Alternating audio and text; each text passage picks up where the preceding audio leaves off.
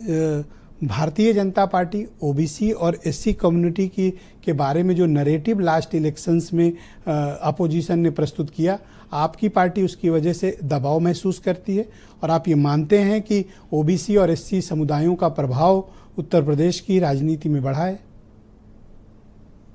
मेरी सबको राम राम। और इसमें कोई दो राय नहीं है। अगर मैं अपने उत्तर प्रदेश की राजनीति की बात करती हूँ तो इसमें अगर ये कहा जाए कि जो पिछड़ी जाति हैं या वो समुदाय जो एससी से आते हैं, उनका जो इम्पैक्ट है, उनका जो प्रभाव है, वो राजनीति में मायने नहीं रखता, बहुत ज्यादा मायने रखता है। और चुनावों में हमने देखा भी है कि किस प्रकार से मायने रखता है। इसमें कोई दो राय नहीं है। 2024 में जिस प्रकार की सीटों की उम्मीद हम लोगों को थी, उस प्रकार की सीटें नहीं आ पाई। उसके अलग अलग कारण हैं। मैं हमेशा कहती हूँ कि ये हमारी हार है पर इनकी जीत नहीं है, क्योंकि कारण ऐसे थे कि अगर वो नहीं होते तो शायद हमारी सीटें काफी अच्छी आ सकती थी। परंतु हाँ, अगर मैं उत्तर प्रदेश की बात करती हूँ तो चाहे वो बैकवर्ड हो, चाहे मोर बैकवर्ड हो, चाहे मोस्ट बैकवर्ड कम्युनिटीज हैं, उनका बिल्कुल इम्पैक्ट है।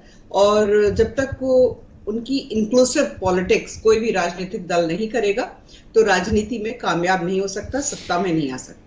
तो क्या आपकी पार्टी जातीय ध्रुवीकरण का सहारा ले रही है उत्तर प्रदेश में? भारतीय जनता पार्टी ध्रुवीकरण का, जातीय ध्रुवीकरण, मुझे आपकी आवाज नहीं है। क्या आप जातीय ध्रुवीकरण का सहारा ले रही हैं? जातीय ध्रुवीकरण क्या होता है? सबसे पहली बात तो ये है कि मतलब एक हाल फिलहाल नहीं पर एक षड्यंत्र के तहत जो हमारा समाज है, जो कि वर्णों में बटा हुआ था, उसको जातियों में बांट दिया गया। और आज तक हम देखते हैं कि ऐसे राजनीतिक दल जो केवल और केवल जाति के आधार पर अपनी राजनीति को चलाते हैं, तुष्टीकरण के आधार पर अपनी राजनीति को चलाते हैं, वो जातीय ध्रुवीकरण करना चाहते हैं। हम तो सबका साथ सबका विकास चाहते ही हैं, हमेशा से ये चाहते हैं। आप सामाजिक और आर्थिक तौर पर शेड्यूल्ड कास्ट और ओबीसी का विकास चाहते हैं या फिर चाहते हैं कि जातीय तौर पर ये गोलबंद रहें और ये सब हिंदू वोट बैंक की तरह कंसोलिडेटेड रहें?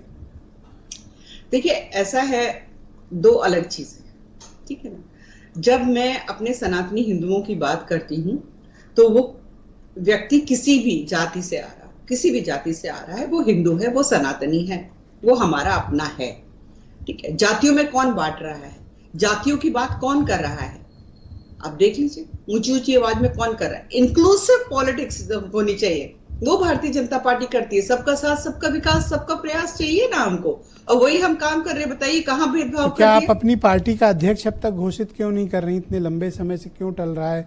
क्या शेड्यूल्ड कास्ट बनाना चाहती हैं या ओबीसी बनाना चाहती हैं या अपर कास्ट को देना चाहती हैं? देखिए, ऐसा है ब्रजेश जी, आप अभी मेरे प्रदेश के बारे में बात कर रहे हैं, अगले पल आप मेरे राष्ट्रीय अध्यक्ष के विषय में कहने लगेंगे कि आप लोग क्यों नहीं इसको फैसला कर पा रहे हैं। मैं ये जानती हूँ कि क्योंकि भारतीय जनता पार्टी एक व्यक्ति, एक परिवार विशेष की पार्टी नहीं है। बहुत सारे चीजों को कंसिडर किया जाता है, पूरे राय मशवरे के साथ चीजें होती हैं। शायद इसलिए थोड़ा सा विलंब हो रहा है, परंतु बहुत जल्द नाम सामने। क्या आप पर्याप्त प्रतिनिधित्व दे रहे हैं इस कम्युनिटी को? आप खुद ही देख लीजिए, हमारे जो प्रधानमंत्री जी हैं वो ओबीसी नहीं है। जो पिछले या और बार जो हम नॉमिनेट किया, जो अभी भी प्रेजेंटली अध्यक्ष हैं, हमारे प्रदेश अध्यक्ष जो हैं, वो ओबीसी नहीं है। थैंक यू मैडम, हमारे साथ जुड़ी रहिएगा। मैं